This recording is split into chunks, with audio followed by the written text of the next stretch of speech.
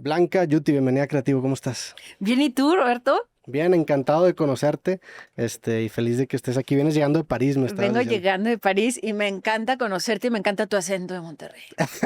¿Tú de qué parte eres? Yo nací en Ciudad de México, pero ¿Ok? mi madre era tan pequeña y mi padre toluqueño. Era tan pequeña tu Sí, madre. entonces tenía un acentillo ahí medio como el tuyo. Y desde chiquita te querías, buscar suerte en otro lugar, en otro país, porque sé que desde los 15 te fuiste de México, Sí, ¿no? no, de hecho yo quería servir a mi país, era mi sueño, servir Ujú. a mi país, pero me fui a estudiar joven fuera y un estudio me llevó al otro y al otro y al otro y acabé estudiando en la Universidad de Cambridge antropología. Y ahí conocí, después hice un doctorado y conocí a un filósofo finlandés que Ok. sigue siendo mi marido y nos casamos muy jóvenes, yo tenía 23 años. Entonces, A los 23 años te casaste en sí, Cambridge. sí, Te atrapó. me atrapó. Acabo de ir a Cambridge ¿Y te hace gustó? 3 semanas, me gustó mucho. Tengo un buen Sí, amigo que vive allá, el buen Mateus, y sí. Como que no sabía, no tenía una idea de qué esperar y fue bonito descubrir la ciudad, ver obviamente pues, digo, en general en todo Reino Unido, ¿no? Las edades que tienen los edificios y sí, desde la hace universidad cuánto es muy está. bonita y Sí, tiene un concepto muy bonito que tú vas a una facultad donde estudias lo que estudias, pero tienes un college donde te reúnes con otros estudiantes y entonces, claro, yo acababa cenando con gente que hacía física o que eran filósofos o geografía o etcétera. Entonces te abre mucho al el mundo. oye, y bueno, para presentarte puntualmente, eres directora de Comunicaciones y Asuntos Públicos y Relaciones Públicas de L'Oréal, Sí, que en el mundo, o en el sea, mundo, sí. sí, yo pertenezco al Consejo Ejecutivo de L'Oréal y que está muy padre porque cuando yo llegué, la verdad es que todos eran europeos o franceses y bueno, ahora ya hay una mexicana y después de mí han llegado otros. Tengo dos colegas que vienen de la India, tengo, bueno, Chipre es un país europeo, pero tengo dos chipriotas con la anécdota que una es del lado turco y otra del lado griego, entonces está muy divertido. Tengo un colega americano, uno que viene de Tunisia, uno que viene de Siria, entonces es muy divertido. Sí, hay una mezcla cultural muy interesante, también porque el concepto de belleza pues tiene que ver con una diversidad cultural, ¿no? Me imagino Absolutamente. que es parte Mira, de... cuando yo era niña, en realidad en México los anuncios que veías en la tele eran de una belleza más bien americana, europea. Y yo creo que el mundo ha evolucionado y que tiene que evolucionar. Y la idea nuestra es la de celebrar todo tipo de belleza, porque finalmente nuestro negocio es crear los mejores productos para todo mundo. Entonces, todos los tipos de pieles, todos los tipos de cabello. Entonces, sí. Y ese, por ejemplo, ese cambio hacia una belleza más diversa, ¿en qué momento empieza? Mira, yo creo que empieza, por lo menos en L'Oréal, tú sabes, por ejemplo, en México ya llevamos 63 años, entonces yo creo que L'Oréal empezó esa aventura bastante hace muchos años, digamos, pero yo creo que también es un cambio demográfico. Yo creo que yo lo que noto en muchos países del mundo como antropóloga es que hay ahora, hoy en día, un cierto valor que nos damos por nuestro origen, que no nos dábamos antes.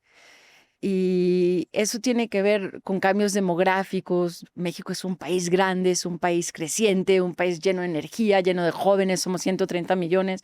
Cuando yo era niña éramos 70, un país que avanza. Entonces hay un momento en el que decimos, no, tenemos que celebrarnos también. Entonces yo veo eso en muchos países, lo veo en China, lo veo en Indonesia, lo veo en muchos países donde hay un creciente valor por lo que uno es y eso me gusta mucho. ¿Qué crees que detonó eso? Porque también es algo que he percibido. ¿Crees que tenga que ver, por ejemplo, con la democratización de los medios de comunicación, de que ya existen voces, pues, de distintas Seguro. razas, de Yo distintas creo que tiene culturas? mucho que ver, Ya. tienes toda la razón del mundo. Si tú pones a pensar, en el 2007 es cuando salen los primeros smartphones. Y hasta ese momento había todavía cierto control de las comunicaciones. Y los smartphones lo que hacen es que abren el mundo, porque todo el mundo se puede volver un creador. Te puedes comunicar de uno a muchos y de muchos a muchos que no se podía antes, ¿no? No tienes que trabajar para un medio de comunicación, etcétera. Entonces yo creo que abrió la posibilidad de crear y claro, una creatividad enorme que ha resultado de eso. Yo creo que tienes toda la razón, que viene de ese momento, el 2007, yo siento. Sí, que el 2007 puntualmente, creo que YouTube empieza, si no me equivoco, en 2005, porque hace poquito Sí, vi el primer video de YouTube que lo subió uno de los fundadores que se llama Mia Dazou, y sí. lo subió el 20 de abril del Pero 2005, ¿sabes por ¿no? qué el 2007 es súper importante? Porque es el año en el que empiezan los smartphones. Entonces, para la mayoría de la gente del mundo, su primer acceso al Internet no es la computadora, Sí, es el teléfono. sí, sí, Y sí. si tú ves hoy los países emergentes, por ejemplo, yo estoy súper sorprendida. En México, el 97% de la gente se conecta al Internet. Hay 115 millones de personas en WhatsApp y somos 130, o sea, hello. Y luego hay 90 millones de gente en TikTok. Entonces, sí, esto influye mucho en la cultura. Claro. Sí, totalmente en el 2007 con la llegada del smartphone, la tecnología se vuelve mucho más masiva de lo que era antes y el internet pasó de estar en un cuarto con una computadora a estar en tus manos, ¿no? Claro. Que es lo que acaba cambiando, creo que completamente el consumo de contenido y también genera muchas voces. Y lo interesante también de esos primeros creadores es que si estudiamos, por ejemplo, la historia del entretenimiento y el progreso humano en muchos sentidos, nos podemos dar cuenta que es una especie de péndulo, que tienes una tesis, una antítesis y luego una síntesis, ¿no? Mm, El primer videoblog es una antítesis completamente del formato que predominaba en la televisión, porque era gente que ni siquiera estudiaba comunicación, era gente que no sabía leer un claro, teleprompter y agarraron el pecado capital del cine, que es el corte a continuidad, y lo hicieron la piedra angular de su formato, ¿no? claro. Y eso hizo que el everyday man, como se dice en Estados Unidos, tuviera una voz y los creadores que más comunes se veían se volvían más famosos, ¿no? Y eso empieza a generar como un sentimiento de decir, sí, o sea, también existe belleza en lo mío y no tengo que aspirar a hacer algo que no me Efectivamente. representa, ¿no? Sí, Y o sea, cómo llevar a la práctica esa definición de belleza, o sea, cómo en una cuestión ya de productos, cómo se manifiesta pues esto. mira, L'Oréal es una empresa que vende en 150 países. Entonces, obviamente, y además la industria de la belleza es una industria que tiene que ver mucho con la innovación, porque la belleza es algo que buscas. Es una búsqueda que nunca vas a llegar a la belleza total, entonces sigues buscando, entonces como sigues buscando siempre quieres lo nuevo. Entonces las mejores empresas, las que crecen, son las que siempre innovan. Entonces la innovación es súper importante. Y para poder tener un impacto en todos los países, tienes que innovar de una manera que también sea relevante para el país. Por ejemplo, en México las necesidades de la piel son distintas a las que son en Francia. Mm. Y entonces tienes que innovar en cada país de una manera. Acabamos de lanzar, por ejemplo, en Brasil un producto que se llama Toque Seco con la marca Garnier, que es una crema que te la pones y que no te sientes empalagoso o que no se, sabes, cuando hace mucho calor como en Monterrey, está la humedad y el calor, te quieres poner una crema pero no quieres sentirte, entonces el Toque Seco. Y tiene un éxito rotundo. Entonces, obviamente el Toque Seco que inventamos en Brasil, pues va a ir a otros países. Que tengan situaciones similares. Entonces, tenemos centros de investigación en muchos países, invertimos más en innovación que nadie, porque invertimos 1.3 mil millones de euros al año, Ujú. que es la suma de los siguientes 3 competidores juntos. Okay. Entonces, tenemos 4,000 científicos, tenemos 8,000 gentes en data, y entonces recibimos mucha información porque nos comunicamos también de una manera muy directa con el consumidor y estamos en un perpetuo estado de innovación. En tu trabajo puntualmente, ¿qué tanto te metes, por ejemplo, tú a la parte técnica, a lo que está a punta de lanza en cuestión de investigación? ¿Y qué, o sea, en qué consiste tu trabajo y qué tanto te clavas en lo técnico? Bueno, me clavo en el sentido de que mi trabajo es, yo me dedico a las comunicaciones y a las relaciones públicas. Para poder comunicar tienes que entender cómo se hacen las cosas. Entonces yo me involucro en tratar de entender cómo hacemos los productos, qué tipo de productos hacemos, cómo son los mercados, qué oportunidades hay, qué riesgos, ¿no? Entonces eso me fascina. Y yo, como te decía, soy antropóloga, entonces tengo una mente de antropóloga, tengo la curiosidad de la antropóloga de entender las cosas desde ese ángulo.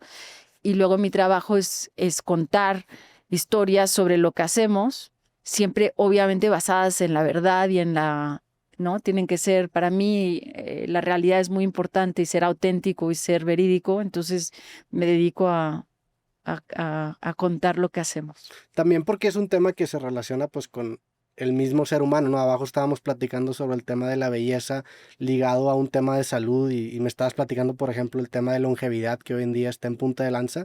¿Qué es lo que más te emociona de lo que ahorita están Bueno, desarrollando? lo de la longevidad me interesa un montón. Para empezar, porque ya soy más grande y obviamente te empiezas a dar cuenta que te estás volviendo mayor.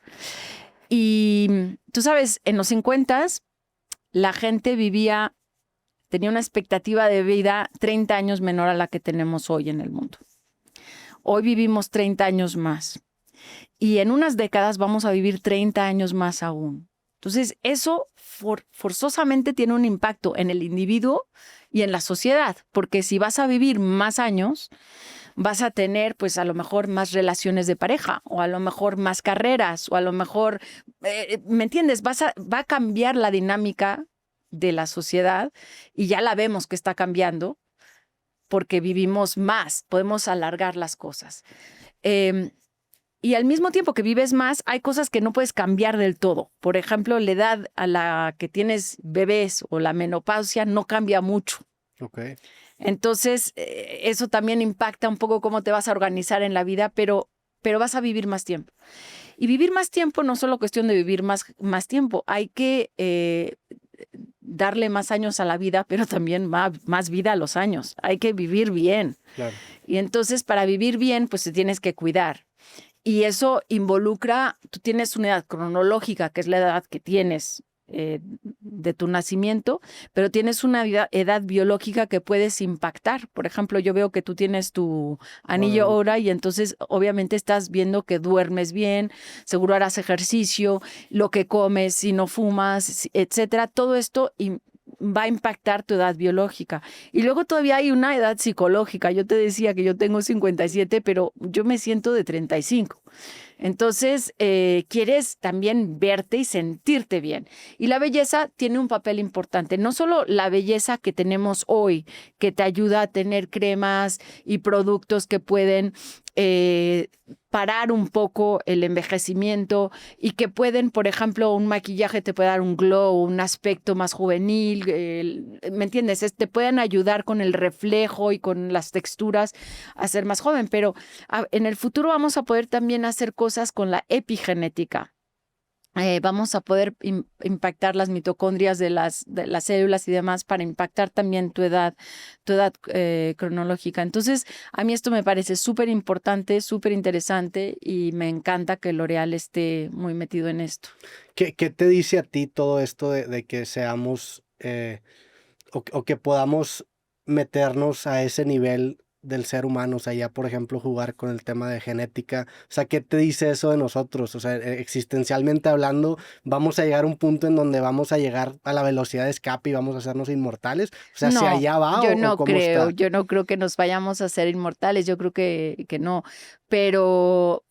Y también creo que en todas esas cuestiones siempre hay la parte ética de cómo haces las cosas, ¿no? Pero no, yo siento que como seres humanos estamos prolongando, alargando la vida y que con eso tenemos que también fijarnos mucho. Por ejemplo, México es un país donde hay una diabetes y obesidad muy alta. Si la gente no empieza a cuidarse hoy, Sí. posiblemente alarguen la vida, pero no de una manera ideal. Entonces yo creo que hay que concientizarse. Son los avances de la tecnología y de la ciencia. Sí, sí está muy, muy loco como hoy en día puedes tener como un dashboard o un panel de tu estado de salud actual que te lo dan distintos gadgets o dispositivos que tú tienes, ¿no? O sea, el empezar a tener métricas y empezar a trabajar para optimizarlos y medirlos hace que ese proceso pues de rejuvenecimiento, no sé cómo le Es dicen, muy de importante. Mira, retrasar yo la tuve un vejez. cáncer y me puse a hacer ejercicio, dejé el azúcar, dejé el café y de repente me volví a hacer los test y mi cuerpo había cambiado. Mi cuerpo había cambiado. O sea, no solo es la medicina, sino que también las otras medidas de mi cuerpo habían cambiado. Entonces siento que es muy interesante. Sí, también porque hay tantos factores que a considerar, ¿no? En la salud de una persona, que apenas como que estamos rascando la superficie de lo que Sí. para empezar la microbiota, o sea, la cantidad de organismos que Exacto. viven De hecho, dentro de ti. nosotros trabajamos muchos temas, cooperamos con startups y tenemos acuerdos con gente que ve la microbiota, las hormonas, lo que llamamos el exposome. Tenemos, por ejemplo, un partnership con la gente misma que si tú tienes un iPhone y ves el clima que te dice cuánta contaminación hay, esa es una compañía israelí que desarrolló eso, y esta compañía tiene un partnership con nosotros porque también la polución tiene un impacto en tu piel. Sí. ¿No? ¿Qué determina, por ejemplo, las diferencias entre pieles y el cuidado en distintos países? Me imagino que la comida, como tú dices, la contaminación.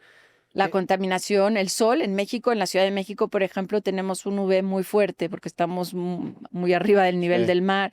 Entonces, el sol, pero también lo que comes, la microbiota, la humedad, tantas cosas que pueden afectar la piel. ¿Cómo convive, por ejemplo, el hacer un producto para las masas o hacer algo ya más personalizado? O sea, ¿cómo es eso? ¿Cómo se ve eso? Mira, lo bonito de L'Oréal es que tenemos 4 divisiones. Entonces tenemos la división que hace el gran consumo, una división que hace lujo, una división que hace productos dermatológicos y tenemos también una división para productos profesionales.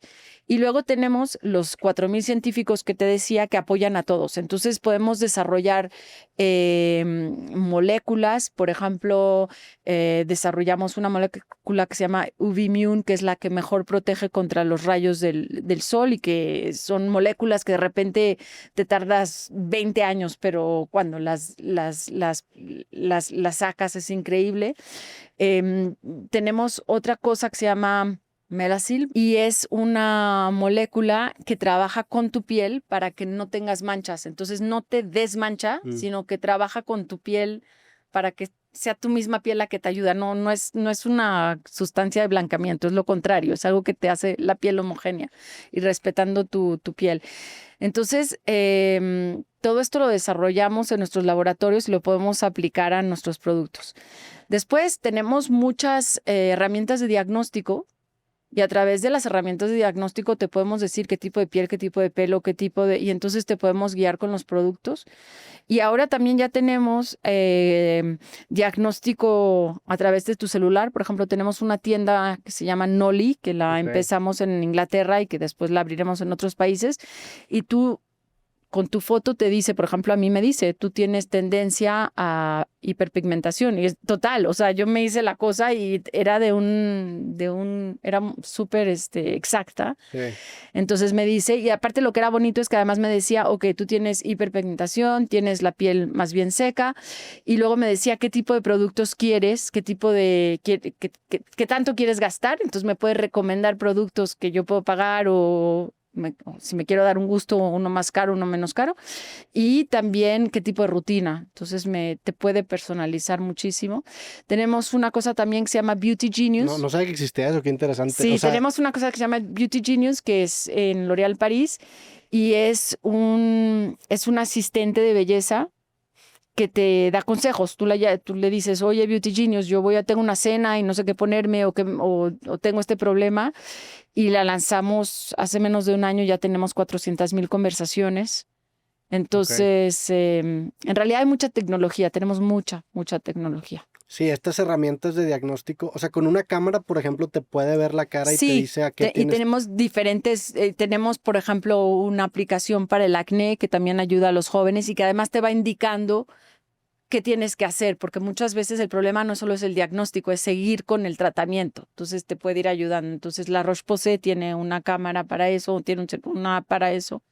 Tenemos un montón de apps y un montón de tecnología. Me imagino que hay como niveles, ¿no? De hacer como ese diagnóstico inicial o esa prueba inicial. O sea, ¿hay algo que sea físico? O sea, claro, hay algo que si vas al salón o vas por ejemplo, en el salón te pueden hacer un análisis del cabello. También en nuestros puntos de venta pueden hacerte diagnóstico muy exacto de la piel. Y luego tenemos también dispositivos muy interesantes que aparte de que hacen cosas extraordinarias, por ejemplo, lanzamos un secador de pelo que se llama Airlight Pro, que gasta menos energía porque utiliza no solo la parte de normal que se utiliza en los secadores de pelo, de utilizar aire, sino que utiliza la luz, ultraviolet light, la luz. Entonces, tú con la luz te secas el pelo, entonces necesitas menos energía y tu pelo también sufre menos porque tienes la O sea, lo seca secadora menos con luz tiempo. ultravioleta. Sí. Ok.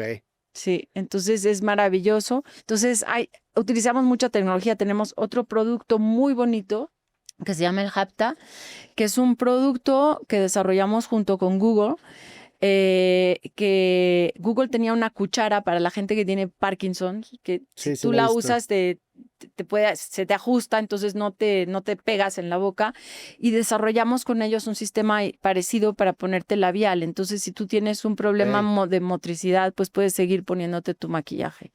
Entonces, sí he visto esos que tienen como un gimbal, ¿no? Que creo que está modelado como a los cuellos de los patos o de algún ave, ¿no? Que lo sí. puedes mover Sí. al creo que es una Exacto. gallina, si no me Exacto, equivoco. puedes mover. Y se queda la cara Exacto. estable, ¿no? Sí, sí, es muy divertido. ¿Y cómo se ve un día a día tuyo, por ejemplo? Pues mis días cambian mucho porque puedo estar en un viaje como este, viendo el mercado, hablando contigo, puedo estar con mis equipos, puedo estar hablando con los medios, puedo estar preparando una conferencia. Acabo de tener una conferencia sobre la longevidad, por ejemplo, en París, o puedo estar preparando un evento. Hace poco también en París hay una exposición. Hay una exposición que es la más grande o el más grande evento de startups de Europa, que se llama Vivatech, y nosotros tenemos una posición fuerte ahí. Entonces mi equipo hace desde el booth hasta, tenemos a periodistas, tenemos a algunas veces gente del mundo político que viene a ver y a entender qué está pasando. Entonces mi día cambia todos los días, tengo equipos en todos los países y la verdad es que es muy divertido. Puedo estar viendo un tema regulatorio, puedo estar viendo al CEO, escuchándolo para una entrevista o cualquier cosa. Los equipos, o sea, ¿cuántos equipos manejas? Más o menos, como cuánta gente manejas Más o tú? menos somos 700 en el mundo, incluyendo a las comunicaciones de las marcas. Tenemos 37 marcas y las marcas, claro, tienen sus pequeños núcleos de comunicaciones. ¿Y tú interactúas con cada uno de los núcleos de comunicaciones de esas 37 Bueno, marcas? no con todos directamente, pero sí, digamos que hay muchas líneas que vienen de mi parte y también hay mucha, tú sabes, hay que saber dejar a la gente hacer las cosas con libertad. Entonces, tengo un frame y luego pueden hacer lo que quieran. O sea, el output que esperan de ti es una cuestión de comunicación, o sea, es un... Mira, yo veo mis trabajos menos como una cuestión de comunicación que una cuestión de reputación. Y para mí la reputación es muy importante. Vivimos en un mundo muy dividido, donde la gente no tiene confianza, no saben quién creer. Y entonces es muy importante que las compañías tengamos el valor de hablar y de explicar lo que estamos haciendo, pero también de escuchar. Entonces para mí es una cuestión de escuchar al igual que de hablar. Y entonces yo siempre digo que la reputación se construye en las marcas de la misma manera que en las relaciones humanas. Tú crees en una persona que hace lo que dice y dice lo que hace, ¿no? Entonces, tú no crees en una persona que simplemente habla, tú crees en alguien. Entonces yo siempre digo, primero hay que hacer y luego podemos hablar. Y siempre hay que hablar de lo que uno hace y ser honesto, y hay que escuchar. Y ese es mi trabajo. Es construir la confianza, en realidad es construir la confianza con el consumidor, con las comunidades en las que trabajamos, es contar la historia de lo que hacemos. Porque al consumidor le importa, finalmente el consumidor quiere invertir en compañías que sepa que, bueno, se van a ocupar del medio ambiente, que van a pagar los salarios justos, que van a tener propósitos más allá de generar un negocio, ¿no? La belleza es un negocio que trae mucha felicidad, pero también hay que hacer cosas más allá. Entonces, mira, por ejemplo, concretamente en México, yo te quería contar que tenemos, porque me pareció interesante para que tengas una idea, nosotros alcanzamos a 56 millones de mexicanos. Ok. Entonces, producimos en 2 fábricas y en estas 2 plantas, una en Xochimilco y una que tenemos en San Luis, producimos 420 millones de unidades al año. Órale. Y estas son la mayoría para consumo interno, pero también para exportación, ¿no? Entonces, en inglés me encanta más porque es close to half a billion, Sí, ¿no? sí, sí. Es 420 millones. Generamos 46,000 empleos entre los directos y los indirectos y más del 50% de nuestra fuerza laboral son mujeres. Entonces, en un país donde a veces la mujer no tiene las mismas oportunidades, 55% de las posiciones de liderazgo son mujeres. Y luego tenemos programas de ayuda. Por ejemplo, trabajamos con 10 ONGs. Hay 4,000 mujeres que han obtenido empleo gracias a la formación que les damos, que eran mujeres en condiciones vulnerables que pueden ahora montar su saloncito y hacer cosas. Y luego tenemos, por ejemplo, nuestras marcas. La marca de L'Oréal París tiene una campaña enorme sobre el acoso callejero y ya ha llegado a 230,000 personas.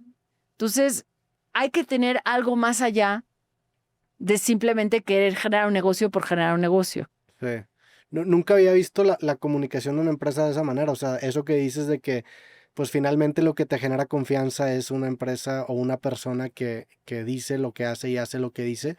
Me imagino que tu primer día cuando entraste a L'Oréal, pues es empezar a familiarizarte con qué se hace y con esos procesos. Y Absolutamente. después empiezas a moldear como una especie de personalidad para la marca o cómo es el proceso de tú ya poder tener esa capacidad de comunicar las Tienes que acciones. conocer muy bien, tienes que conocer, tienes que entender a la compañía y para poder contar la historia. Ahora, una vez que lo haces bien y que entiendes los valores y demás, también lo que tú cuentas genera interés en la misma compañía y también crea cultura. Claro. Entonces es un círculo virtual muy bonito. Sí, porque incluso la manera en la que tú acomodas los hechos puede generar un acercamiento distinto a la Ya. misma Y empresa que genera yo innovación, ¿no? comunico lo mismo a nivel interno que externo, exactamente lo mismo. Entonces, cuando, cuando hacemos algo, siempre lo hago al interno y al externo al mismo tiempo, y eso también genera mucha confianza, porque es exactamente el mismo mensaje. ¿Qué tanta, por ejemplo, área de oportunidad crees que existe en el mercado de la belleza, específicamente con el tema de los hombres? Porque digo, yo hablando por mí mismo no tengo, por ejemplo, Enorme, esa misma cultura. Hasta hace enorme, poco me empecé a cuidar un poco más y enorme. ponerme Y te voy crema. a contar por qué. Bueno, primero me gustaría contarte que la gente que cree que la belleza es superficial simplemente no está viendo profundamente el tema. Sí, Porque no hay cultura que haya existido jamás donde la cultura no importe, donde la belleza no importe. Todas las culturas importa, y no solo hoy, sino que desde antes del Homo sapiens, el Homo erectus ya tenía pigmentos para embellecer. embellecerse. Sí. Ok, entonces la belleza es súper importante. Empezamos nuestra vida con un baño. Acabamos nuestra vida con un baño. Empezamos nuestro día con un acto de belleza, acabamos nuestro día con un acto de belleza. Entonces, la belleza, para empezar, crece más que el PIB siempre, que decimos. Y luego, estábamos hablando hace rato de lo que pasó después del 2007, cuando llega el smartphone, y es muy interesante porque yo en esa época trabajaba para Nokia. Ujú. Y entonces, y ya antes, ¿no? Y cuando yo empecé en Nokia, 2% de la población tenía un teléfono. Y cuando yo salí de Nokia, ya más del 100% de la población tenía un teléfono. Yo pasé 14 años ahí y no solo tenía un teléfono, sino que tenía el internet en la bolsa. Y hay momentos en la historia en los que cuando hay más visibilidad a la belleza, hay un auge de la belleza. Entonces, en el Renacimiento, cuando empiezan los espejos, Sí. empieza a haber Sí, sí, mucho sí. más interés en la belleza. Y ahora con los medios sociales, resulta que la belleza es el tema número 1. La cámara de selfies es el nuevo espejo, ¿no? Exacto. Y yo me acuerdo cuando hicimos las primeras cámaras en los teléfonos, creímos que se iban a utilizar para fotografiar al mundo, pero no. Resultó que la gente se quería fotografiar a sí mismo. Y ahí salió el tema del selfie y tuvimos que empezar a poner las cámaras delanteras también al principio, ¿no? Bueno, entonces, ¿a qué voy? Que la belleza está en auge. Y yo creo que también otra cosa que ha cambiado mucho es que está cambiando mucho la definición de lo que es el género. y estamos mucho más abiertos a 1000 opciones de lo que estábamos pues hace algunas décadas. Sí. Y hace algunas décadas se hablaba de la belleza metrosexual para los hombres, pero hoy en día ya no es eso. O sea, yo creo que ningún chavo de tu edad se siente mal de cuidarse la piel o de pensar que Sí. su imagen importa. Yo creo que importa. Yo siento que hoy en día la belleza es más o menos el 25% del mercado, pero podría ser mucho más. Nosotros tenemos marcas que es el 50%. En un Garnier, en un Kiehl's, en un CeraVe, es 50-50. Sí. Sí, está interesante cómo, pues sí, y lo ato con el tema del internet y las redes sociales, como tú dices, por ejemplo, los roles de género se han cada vez homogeneizado más y las cosas que antes asociaban a hombres o a mujeres cada vez se meten ya en una misma cesto, en una misma canasta, y el concepto de belleza ya no se reserva solamente para uno de esos dos géneros. Ha habido, por ejemplo, un crecimiento en el interés de los hombres puntualmente Sí, y está creciendo. Y desde luego que es una de las cosas en las que nos estamos enfocando mucho porque es un área de oportunidad, pero está creciendo Claro. muchísimo. Está creciendo muchísimo. También relacionar el tema de belleza con salud, creo que es lo importante, ¿no? O sea, entender que quizá lo estéticamente agradable, pues tiene que ver también con una cuestión evolutiva, Efectivamente. ¿no? ¿Sabes qué es lo más interesante? El tema de la longevidad en Estados Unidos hoy en día está muy liado a los hombres. Yo no sé si tú has leído de Brian Johnson, Sí. bueno, entonces está muy unido a este tipo de hombre que está muy metido en la tecnología, en la Sí. ciencia, entonces como muy, ya sabes, performance, ¿no? Entonces es así. Pero yo creo que la longevidad es lo que está introduciendo también a los hombres a la belleza, Sí, porque claro. Brian Johnson también se fija en su piel, se fija mucho en su pelo, se fija mucho en sus uñas, o sea, se fija mucho en la imagen que da y en los años cómo se ve, no solo cómo Sí. está en sus análisis. Entonces yo creo que efectivamente el tema de la longevidad va a abrir mucho el tema masculino.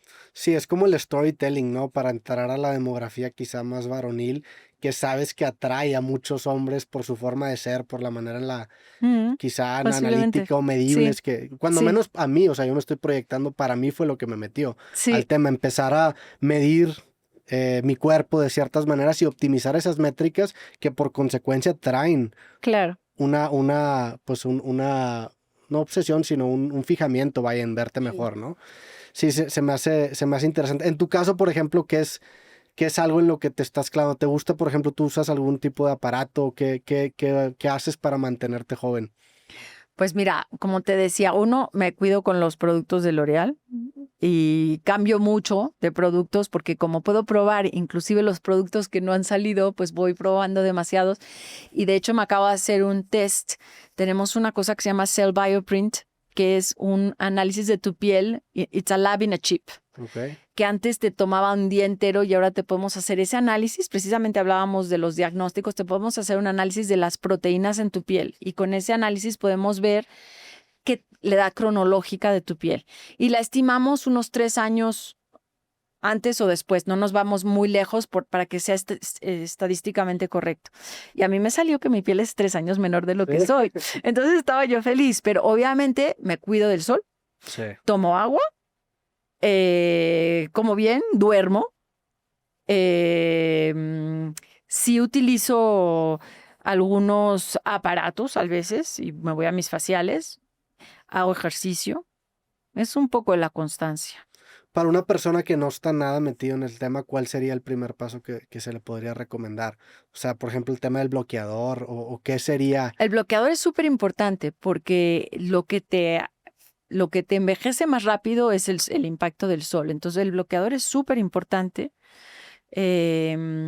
También tener la piel hidratada es muy importante. Y lavarte la piel, desde luego, no irte a dormir con tu maquillaje y con toda la contaminación del día que tuviste. Es importante limpiarte la cara para que respire bien las células. ¿Cómo llegaste a L'Oréal? O sea, cuéntame la historia de, si quieres, digo, venías de Heineken, ¿no? Antes de entrar a Venía de L'Oréal. Heineken. Mira, yo tengo una vida, hay una palabra en inglés que se llama serendipity. Ujú. Y no encuentro la traducción exacta en español, pero es cuando las cosas pasan por azar. Ujú. Y mi vida es muy por azar. O sea, yo me fui a estudiar y nunca tenía la idea de dónde iba a acabar ni qué iba a hacer. Y tú imagínate una niña mexicana que acaba en Cambridge, se casa con un filósofo finlandés que también es granjero. O sea, ni en un libro lo escribes. Y entonces mi vida un poco es inventarte con la vida. Entonces yo llego a Finlandia cuando tengo 23 años, no hay muchos empleos, no sé qué, entonces tengo que reinventarme. Entonces en algún momento me invento, bueno, primero trabajé unos años en la Embajada de México como agregada cultural, que me divertí un montón. ¿Les mandaste un mensaje Sí, o cómo fue? me vine aquí a la secretaría, les toqué las puertas, les dije, bueno, hay una doctora como yo, que está en Finlandia y no tengo nada que hacer. Y me dijeron, ok, sí, te vamos a dar una oportunidad. Y la verdad es que no tenían dinero para invertir en cultura, pero los finlandeses sí. Entonces, por ejemplo, tuve una exposición enorme de Frida Kahlo, que fue la primera exposición grande de Frida Kahlo fuera de Estados Unidos y México. Imagínate, en los países nórdicos. Sí. Entonces, fue muy divertido, pero yo no me quería dedicar a eso. Entonces, me metí a hacer un MBA y en algún momento fui y les toqué a la puerta a los de Nokia, que en ese momento estaban creciendo, se volvían más grandes que Motorola, y les dije, oigan, estoy buscando una chamba. Y entonces me dijeron, ¿tú qué sabes hacer? Y pues ahí medio me inventé que sabía hacer las comunicaciones. Y entonces me contrataron para dedicarme a las comunicaciones de Nokia en Latinoamérica. Ok. ¿Trabajaste también en la parte de comunicaciones de Nokia Sí, en pero Latinoamérica? solo 2 años. Ok. Y después dije, no, o sea, la verdad me gustaba y tenía una misión. Queríamos que Latinoamérica adoptara el sistema europeo de GSM y no el americano CDMA, que fui como pasó. Y una vez que eso pasó, dije, bueno, ya quiero hacer otra cosa.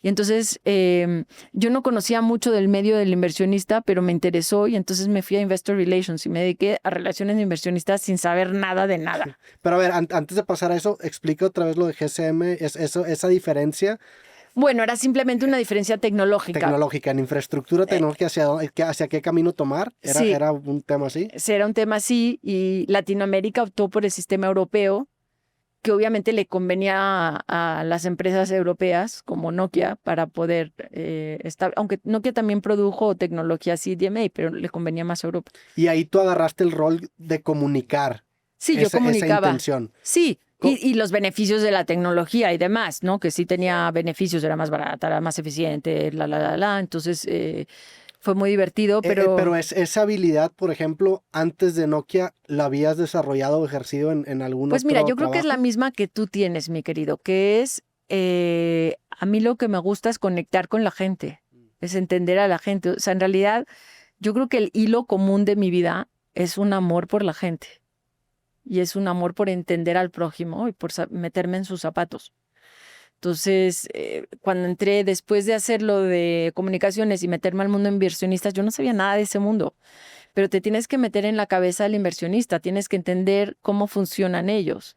Sí. Y entonces lo hice y empecé con los más chiquitos porque no sabía nada de nada y al final acabé dirigiendo a la relación con inversionistas desde Finlandia, entonces ya me mandaron de Estados Unidos a Finlandia y en esa época Nokia era uno de los 10 stocks que más se intercambiaban en la bolsa de Nueva York, era el momento de la burbuja. Entonces fue un momento que aprendí mucho de liderazgo, aprendí mucho de lo que es, por ejemplo, yo tenía de verdad muy buenos jefes y veía la integridad que tenían, su habilidad de negocios, cómo hacían las estrategias. Entonces aprendí un montón. Sí. Y estuve en ese puesto unos 5 o 6 ¿Qué años. estuviste más o menos? Ay, 2000. yo soy muy mala con los años, Pero pues si Nokia estuviste como en el 2007, me dijiste. O sea, O sea, estuve desde el 98 hasta el 2011. Ok, hasta el 2011. O sea, Ajá. te tocaron muchísimas cosas, ¿no? Muchísimas. Entonces estuve en relación con inversionistas y después, un día mi jefe me preguntó cuántos años tenía y yo le dije que tenía 34. Entonces me dijo, uy, yo a tu edad ya hacía muchas cosas, ya era CFO. Y le dije, oye, ¿qué quieres decirme? Me dijo que creo que tienes potencial y si te quedas en lo que estás haciendo antes de los 40 ya no vas a salir de ese mundo. Entonces tienes que moverte. Entonces me dijo, muévete a marketing o a ventas. Ok. Y entonces en ese momento había un puesto para hacer ventas con Telecom Italia en Italia y en Brasil y obtuve el puesto. Otra vez me dijeron, tú no tienes experiencias. Les dije, no, pero vengo vendiendo el stock como 5 años. Me dijeron, ok. Pero la verdad es que era muy diferente, Roberto, vender un stock Sí, que vender, porque es muy diferente. O sea, la relación de poder que tienes con un inversionista necesita tu información. Un operador que va a comprar teléfonos puede comprarle a cualquiera, no solo a ti. Entonces, yo ahí aprendí que para ser exitosa en el trabajo de ventas tenía que hacer exitoso a mi cliente.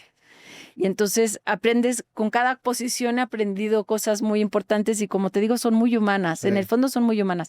Entonces me dediqué a ventas, primero con Telecom Italia, luego empecé a tener cuentas en Asia y en el resto de Europa, tenía a Telstra y a Telia y a Telstra que estaba en Australia y a Singtel en Singapur y tenía un montón de cuentas bien divertidas. Y un día me dijeron que abría la tienda de Telcel o de América Móvil aquí en México y entonces me vine con mis hijos y lo pasamos muy bien, mis hijos y mi marido.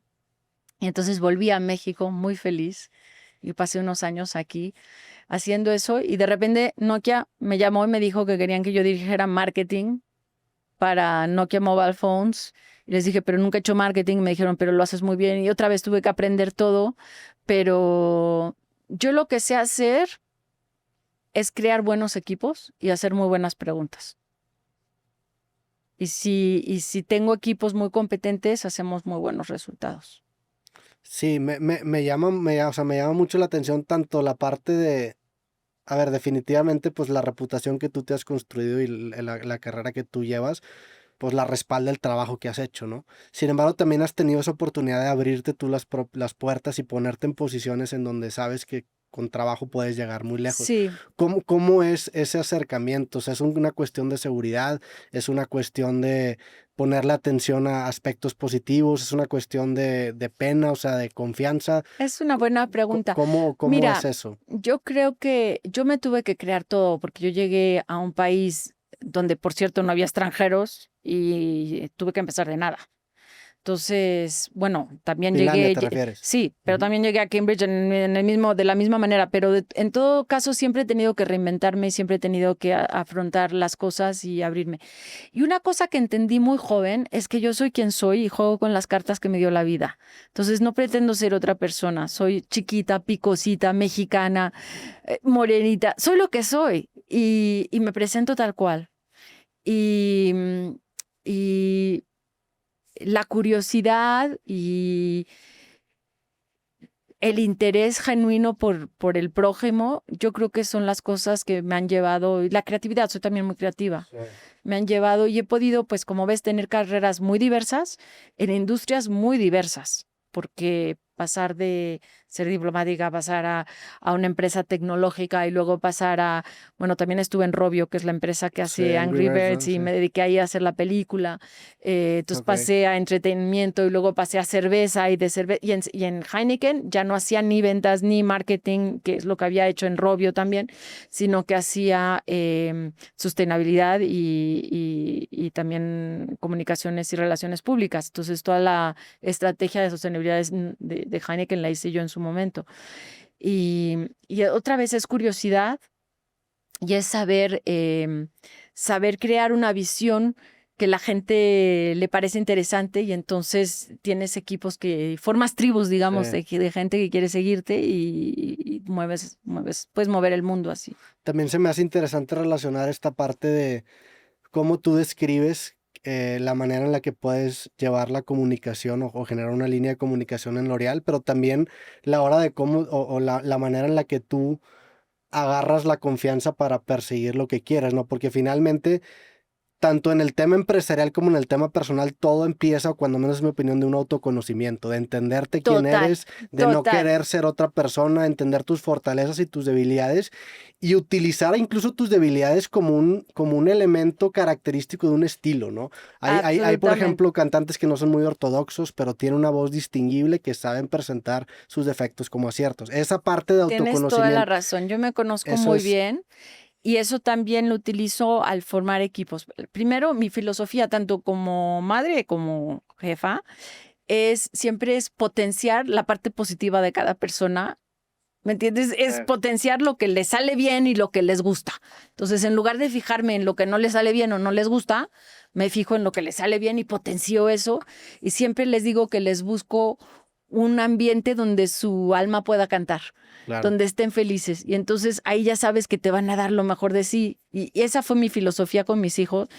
Y fue muy chistoso porque, por ejemplo, el mayor, que al principio le chocaban las matemáticas, acabó haciendo muy buenos exámenes de matemáticas porque al final te vuelves más seguro de ti mismo y compensas. Entonces, eso es muy importante, potenciar eso y luego rodearte de gente muy diferente.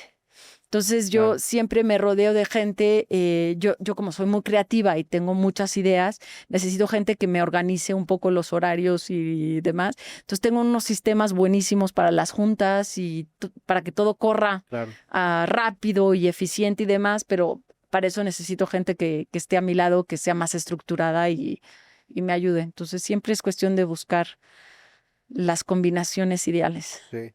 Y en el tema del autoconocimiento, o sea, habiendo salido del país, o sea, antes de realmente encontrar qué te gustaba, en qué contexto te sentías cómoda, ¿cómo fue esa búsqueda? Porque me imagino también que al irte a otro país a vivir, porque a ver, también es creo que importante enfatizar que es muy diferente, por ejemplo, vivir hoy en día en otro país a vivir en los 90s, en donde no existía internet, no existía comunicación, no existía Zoom, no existía Skype. O sea, es una alienación diferente la que se vive o la que se vivía de viaje en los 90s a lo que se vive hoy en día. Mira, en yo cuando 2025, llegué a Finlandia en 1991 no era parte de la Unión Europea. Ajá, por ejemplo. Para que te des una idea. Entonces, tenían 0.03% de extranjeros, incluyendo los suecos y los noruegos. Como tú podrás comprender, yo era la persona más exótica que habían visto en su vida. Entonces, lo que te da eso, cuando te mueves mucho y demás, es que te vuelves muy adaptable. Y eso es muy importante. La segunda cosa es que para mí lo que ha sido muy importante es que yo no vivo con nostalgia, porque eso te limitaría. No te permitiría crecer. Entonces, nostalgia es mirar atrás, es, ay, extraño mucho mi país. Entonces, yo cuando estoy aquí, ahorita me acabo de echar unos tacos, no tienes idea, estoy lo más feliz. Y cuando me voy a Francia, pues no extraño los tacos, porque tampoco van a saber igual de buenos. Entonces, hay que saber vivir sin nostalgia. Y yo eso lo aprendí muy joven. Aprendí que finalmente, gracias a Dios, yo podía escoger mi vida. O sea, que mi vida era, it was a choice. Y si algo no me gustaba, pues lo podía dejar. Entonces, en lugar de vivir con la nostalgia de por qué no tengo aquello, sabía que si quiero puedo regresar a aquello. Sí. También la nostalgia es engañosa porque pues es imposible regresar exactamente a lo mismo. O sea, no puedes pisar el mismo río 2 veces, ¿no? Exacto. Entonces también hacer paz con esa idea de... Pero hay que, yo siempre me he echado muy para adelante. Entonces, eso es lo opuesto de vivir con la nostalgia. Sí. No, y lo ato con el tema que dices de adaptabilidad. ¿Cómo describirías tú el tema de adaptabilidad? O sea, tiene también que ver con una idea de enfocarte en lo bueno, como tú dices, para poder adaptarte. Yo creo que empieza con, ¿sabes con qué empieza? Empieza con observar sin juzgar, que es lo que hacen todos los antropólogos. La antropología en realidad es observar lo que todo el mundo cree que es normal o es así, y tú lo observas y dices, bueno, es bastante peculiar. Sí. Pero ¿por qué es así? Entonces, por ejemplo, te doy un ejemplo. L'Oréal es una compañía donde hay, no sé en español cómo se diga, la edad de silos. ¿Edad de silos? Sí, el tema de los silos, que está dividido, que está muy dividida, digamos, está muy concentrada. Entonces, si tú perteneces a una división, no hablas con la de la otra división, si quieres. Muy vertical. Está muy vertical. Y en muchas empresas eso se considera negativo. A L'Oréal le funciona súper bien. En realidad, L'Oréal, en lugar de pensar que es un barco grande, piensa que son muchas flotillas chiquitas. Entonces, eso te da una agilidad enorme. Y cuando tú puedes vivir en tu vertical y alguien viene a molestarte y le dices, vete para allá, no me interesa. Entonces, puedes desarrollar la profundidad del conocimiento que requieres. Y las marcas también, a su vez, tú quieres que un L'Oréal y un Garnier compitan, porque así no hay espacio para nadie más. Entonces, yo en lugar de cuestionarlo cuando llego a L'Oréal, en lugar de decir, oh my God, estos locos, ¿cómo funcionan así? Porque en mucha de la teoría de negocio, este sistema no debería de funcionar. Sí. Yo lo veo y digo, en realidad es lo que los hace exitosos. Entonces no voy a luchar contra eso, voy a adaptar mi organización. Lo que voy a crear, lo voy a adaptar. Entonces, y lo mismo hice con Nokia. En cada compañía creo un equipo distinto, totalmente distinto, de acuerdo a la cultura para que esté mejor adaptado a ella misma. Qué interesante, o sea, también tiene que ver con un tema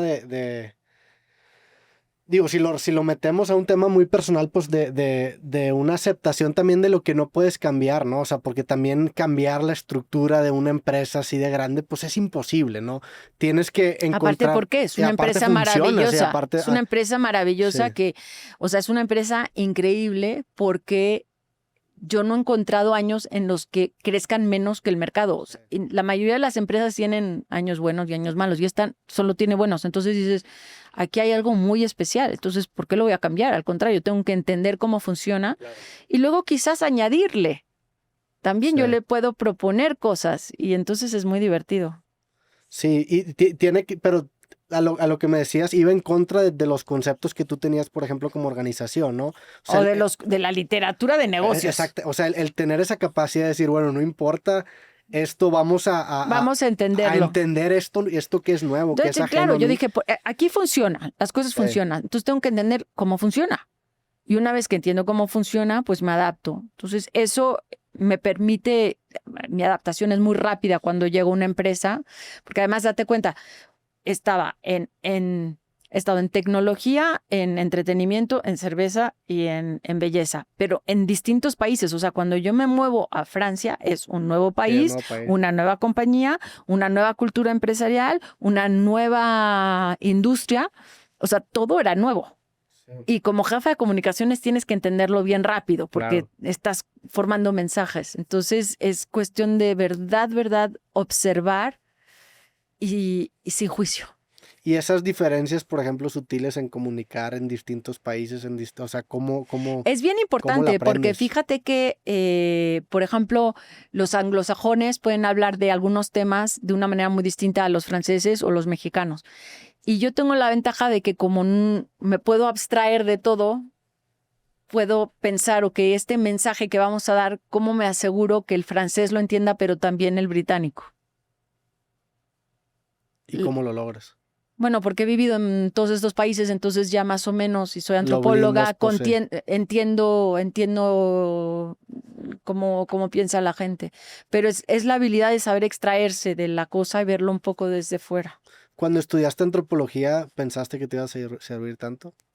O sea, No, hoy en día volteas a ver no, y la carrera y... de hecho mi hermano me molestaba y me decía, nunca vas a conseguir un empleo porque ese grado está muy raro, pero lo utilizo todos los días. La verdad es que me impacta mucho en mi vida. Es un tipo de carrera que lo puedes orientar a muchas profesiones. Yo creo que sí, lo que pasa es que la gente no lo ve así, o sea, no hay muchas empresas que dicen voy a contratar a un antropólogo, pero yo siento que es bien importante. Nosotros sí contratamos antropólogos, sobre todo para entender al consumidor. Ya. Sí, o sea, yo lo veía más que quizá no es una carrera que por sí misma puede tener como, o sea, tiene quizá mucho espacio en un crecimiento capitalista, pero es una habilidad que por lo mismo es tan importante y es tan básica, similar a la psicología, por ejemplo, Sí, claro. independientemente de la filosofía, inclusive, independientemente de lo que te dediques, vas a encontrar relaciones y vas a Mira, ver la cosas que filosofía hoy en día es súper importante, todas las cuestiones éticas con todos los temas. Yo creo que se necesitan más estas carreras. Sí. ¿En algún momento te asusta el progreso tecnológico tan rápido que estamos viviendo? No me asusta, pero sí siento que tenemos que tomar decisiones sanas y lúcidas y entender los peligros. Si no entiendes los peligros, no puedes obtener decisiones. Yo te voy a dar un ejemplo. Hace un par de años, yo misma en el Consejo Ejecutivo de L'Oréal pregunté, oigan, ¿ustedes qué opinan? Se viene la creatividad utilizando AI y todo, podemos hacer todos los anuncios usando AI como ¿Ustedes qué opinan? ¿En realidad creen que esto debería de ser el caso? Y llegamos a la conclusión de que no. O sea, nosotros podemos jugar con AI en mil cosas y a lo mejor para hacer el shot de una botella de shampoo, pero no cuando estamos diciendo cuál va a ser el efecto en tu piel. Ahí necesitamos a una persona de verdad, Sí.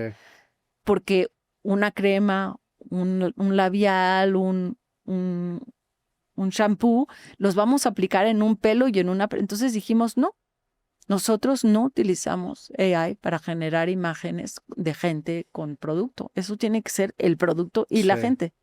Sí, en su caso también porque son pues productos para el cuidado de la piel de Exacto. un humano, ¿no? O Pero sea, seguro que hay gente que no piensa eso. Entonces sí, nosotros pensamos mucho en eso, pensamos mucho en los algoritmos, las biases que pueden tener, los prejuicios que pueden tener. claro. Medimos a través de la AI nuestra capacidad para de verdad ser diversos en la publicidad, de tener diferentes edades, diferentes géneros, etcétera. No tenemos, por cierto, publicidad para niños, o sea, nada para menores, porque Sí. pensamos que no es una edad. Lo único que puedes hacer es protegerte del sol, que sí, eso sí es importante, o obviamente si tienes un eczema o algo así, obviamente tenemos tratamientos, pero no deberías estar usando cremas o Sí. productos de maquillaje cuando eres niño. Sí, está interesante también pronosticar qué va a pasar y cuáles son los efectos adversos, porque creo que también venimos de una era en donde la tecnología siempre era igual a algo positivo, estamos más comunicados, más unidos, y también hay que ser un poco escépticos y decir, pues quizá no todo lo tenemos, no todos los Bueno, ya caminos lo tenemos que puedes ver tomar. hoy en día. Digamos, hablábamos de los smartphones, nos han dado muchas cosas, todo el mundo tiene acceso a la información, nos podemos comunicar, podemos estar en contacto con nuestras familias cuando estamos lejos y vernos a la cara. Hay mil cosas buenas. También es verdad que la gente puede estar en su grupito y no abrirse al mundo. La sociedad se ha vuelto más polarizada, hay mucha falta de información. O sea, Sí. ya lo vemos hoy. Para todas las cosas siempre hay un lado bueno y un lado malo.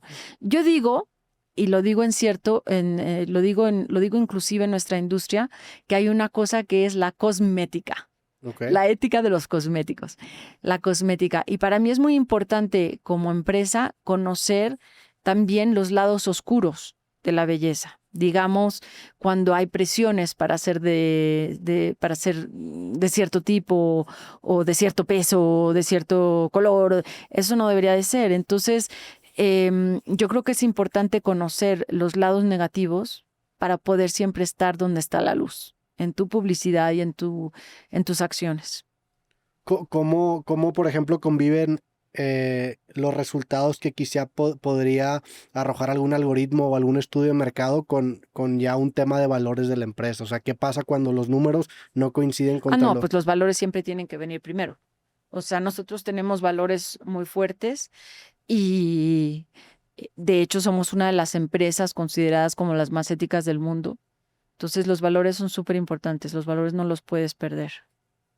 o sea, existe en una empresa así de grande como un documento Sí, sí, ¿cómo, sí. cómo es eso? Sí, nosotros tenemos obviamente documentos sobre cuáles son los valores, las cosas que se permiten y que no se permiten para ser súper claros. Y es muy importante estar siempre, yo creo que volvemos al mismo tema que te decía, para que la gente tenga confianza en ti, tienes que ser de una manera, tienes que hacer las cosas bien. Entonces, para nosotros es muy importante hacer las cosas bien En tu trabajo, y ¿cómo? tener un impacto social y un impacto económico. Em, es muy importante. Pagar bien, por ejemplo, pagar salarios decentes, em, eh, tener un impacto socioeconómico importante. En Europa, por ejemplo, nuestra industria genera 3.2 millones de trabajo. Pero si además pagas bien y te ocupas de la gente y trabajas con NGOs y con asociaciones, la verdad es que puedes crear cosas magníficas. En tu trabajo, ¿cómo es la relación que tienes con el CEO de la empresa? O sea, qué Muy tanto están cercana, en muy comunicación? cercana. Y además es una persona ideal, se llama Nicolás Hieronymus, es un CEO extraordinario, uno de los CEOs más reconocidos del mundo. Y además es una persona que quiere mucho a México, porque él estuvo en México, basado en México, como gerente o director general de L'Oréal México, del 2000, ¿qué me dijo? De 2005 al 2008, me parece. Y entonces quiere mucho a México y habla español como chilango, es a todo dar. Pero sí, yo lo veo muy a menudo y te puedo decir que los valores son muy importantes porque yo puedo venir con preguntas, decirle, oye, ¿qué opinas de esto y aquello? Y siempre es muy íntegro. Pero en general en tu rol y en tu puesto, tanto en Heineken como aquí, ¿ha sido similar Sí, por supuesto. Sí, mi puesto es un puesto muy de cercanía con el CEO. Porque tiene que haber una alineación en la comunicación, me imagino, ¿no? Y Absolutamente. tienen que... No, y yo me ocupo de las comunicaciones del grupo y también las de mi CEO, obviamente. Sí, y me imagino que hay distintos estilos de CEOs que pueden... Hay distintos estilos y yo desde luego nunca podría trabajar para un CEO en el que no tuviera absoluta confianza, Ya. pero en realidad yo he trabajado muy cerca del CEO de Nokia, del CEO de Rovio, o sea, de todos trabajé muy cerca porque en Investor Relations era lo mismo y siempre son gentes a las que admiro. ¿Qué aprendizajes previo a tu carrera con L'Oréal crees que te sirvieron para tu puesto aquí en L'Oréal? O sea, ¿qué te hubiera gustado haber sabido quizá antes o... Pues no sé qué contarte, pero estaba pensando, justo estábamos hablando de la integridad, ¿no? Entonces estaba pensando de un caso, cuando yo estaba en Nokia, Okay. teníamos resultados obviamente trimestrales, los resultados financieros, y en uno de nuestros resultados financieros anunciamos eh, cómo veíamos la industria, el tamaño de la industria y cuál sería nuestra cuota de mercado. Y después de la llamada, el stock bajó como 5 o 10%. Okay. Y entonces los inversores querían tener un class action, los inversores americanos contra Nokia, diciendo que que no los habíamos guiado bien en términos de el tamaño del mercado. Entonces yo recuerdo que yo había hecho los mensajes, entonces yo fui a ver a mi CFO y le dije, oye Rick, perdóname, pero yo hice los mensajes y todo es de las bases de lo que encontré. No sé si quieras que pues me resigne de la empresa, ¿cómo se dice cuando ¿Renunciaron? si no sé, quieres que renuncie de la empresa porque yo fui la que te di todos los números? Y me dice, no, Blanca, primero los números eran los números oficiales. Segundo, yo los aprobé, entonces yo soy tan responsable como tú. Entonces, desde luego que tú no tienes ninguna responsabilidad. Ya para ahí, yo dije, wow. Y luego me dijo, lo que sí es que vamos a tener que entender por qué los inversores creen que no tenemos el número correcto. Y me dijo, y te voy a encargar a ti de averiguar. Entonces estuvo muy divertido porque yo les hablé y les dije, a ver, ¿tú cómo sabes qué números hay si nosotros no sabemos? Y entonces lo que ellos me dijeron es que ellos hacían un cálculo, nosotros calculábamos todos los mercados y los sumábamos, mientras que ellos lo que hacían era mucho más fácil. Veían qué componentes existían en todos los teléfonos del mundo y seguían a los 2 o 3 proveedores de esos y entonces ya sabían cuál era la cantidad. Entonces ya a partir de eso empezamos nosotros a poder tener una manera de encontrar un sistema más justo y al final obviamente no hubo ningún problema porque no había sido intencional, ¿no? Pero de ahí aprendí mucho la integridad de un líder. La integridad de un líder de saber reconocer, uno, que nos habíamos equivocado, dos, que la culpa no era mía. O sea, cualquiera pudo haber dicho, encuentro un scapegoat, ¿no? Sí. Y él supo que no, me dijo, yo lo aprobé.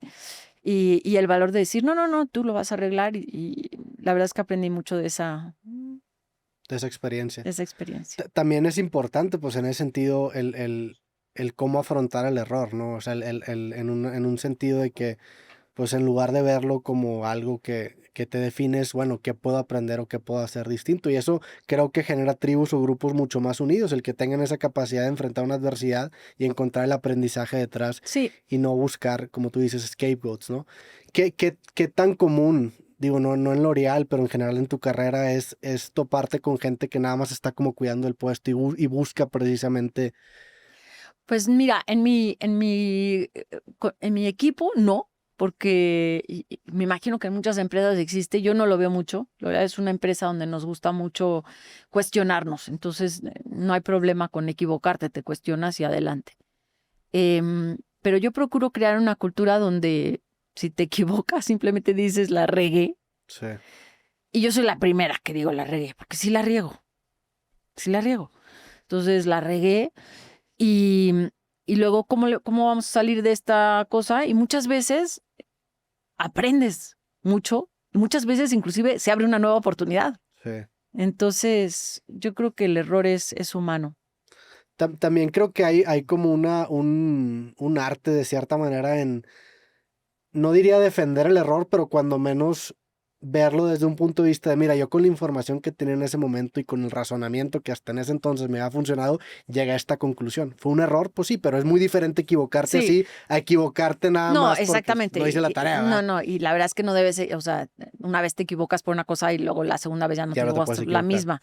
Pero yo soy la primera que llego en la junta y les digo, ¿saben qué? Que la regué. Les voy a contar cómo la regué. Entonces ya con eso empiezas a crear una cultura Sí. Pero también tenemos lo opuesto. Hay momentos que decimos, miren qué bien lo hicimos. Sí. ¿Cómo es dar feedback? O sea, ¿cómo es dar buen feedback a gente de tu equipo después de un error o de algo que la persona hizo mal o te gustaría? Yo creo que si la gente sabe que lo que estás buscando es su bien, que no los estás regañando, sino que estás buscando cómo genuinamente su bien, entonces te van a dar la confianza de querer recibir tu feedback. Yo creo que eso es muy importante. Y no hay una estrategia de, bueno, primero lo bueno, después lo malo y terminamos con bueno como hacer los sándwiches o simplemente es No, directo. hay veces que soy bien directa, pero ya me conocen. También a veces soy bien directa, pero luego soy bien cariñosa también, entonces no Y, pasa nada. y por ejemplo, ¿consideras qué tipo de persona es la persona que tú tienes enfrente? O sea, Sí, sí, porque hay personas que, ¿sabes qué? Por ejemplo, con mi equipo nos hicimos muchos estudios de personalidad a eso y iba, hay sí. uno que se llama el Hogan, que me encanta. Ok. Y entonces en el Hogan puedes ver que hay gente, por ejemplo, para la cual el reconocimiento es muy importante. Y para mí es muy poco importante. Entonces yo no necesito que alguien me diga que la hice bien. Supongo que me fui adaptando a que tenía que encontrarme mis propios medios. Entonces no necesito que me lo digan. Y el peligro de no necesitar es que no te das cuenta que a lo mejor otros sí. Entonces, el Hogan me ha servido mucho, sé perfecto quiénes son los que necesitan más apapachos, y entonces voy y los apapacho. Sí, sí, Y les digo, oye, qué bien la hiciste, no sé qué, ¿no? Entonces, sí. porque sé que es algo que necesitan. ¿Qué tan común es no considerar eso? O sea, nada más ver las cosas desde tu punto de vista, desde tu perspectiva. Como que en el tema de la comunicación, pues primero se empieza muy ensimismado, ¿no? Y luego Bueno, ya. yo creo que hay dos inteligencias, ¿no? La inteligencia, el IQ y el EQ. Sí, Y la gente subestima la importancia de la inteligencia emocional. Yo creo que la inteligencia emocional es lo que hace un gran líder. Fíjate que en este mundo en el que vivimos, donde hay guerras y hay cosas difíciles, por ejemplo, yo tengo un colega que vivía en China durante COVID y durante 5 años casi no pudo salir de China. O sea, no pudo salir porque no tenía miedo de que no pudiera volver a entrar y tal. Era el jefe de las operaciones en China, entonces tenía una responsabilidad enorme.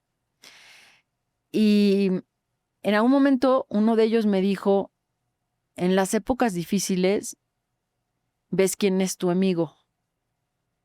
Y yo les dije, en las épocas difíciles también ves quién es un gran líder. Y un gran líder siempre es alguien que tiene no solo visión, no solo liderazgo, no solo ambición, pero tiene empatía. Yo los mejores líderes que conozco son gente que saben crecer a los equipos. De hecho, es algo que nosotros en L'Oréal observamos mucho. Si sabes, es una de las cosas para tu crecimiento como líder, que también sabes crecer equipos. claro. Pues Blanca, te agradezco mucho Yo a tu ti, tiempo, de verdad la pasé muy bien yo platicando contigo. también. Muchas gracias. Algo con lo que te gustaría cerrar, algún lugar que queramos mandar a la gente, algo que quieras mencionar para terminar este episodio. Pues que me muero de ganas de oír más de tus episodios porque eres muy interesante y quiero desearte el mayor éxito. Pues muchas gracias. Igualmente, de verdad, un gusto haber platicado contigo esta hora y pues también gracias a L'Oréal por hacer esto posible y por la confianza en este proyecto. De verdad, Muchas un gracias. gustazo haberte conocido y espero platicar en un futuro otra vez. Gracias.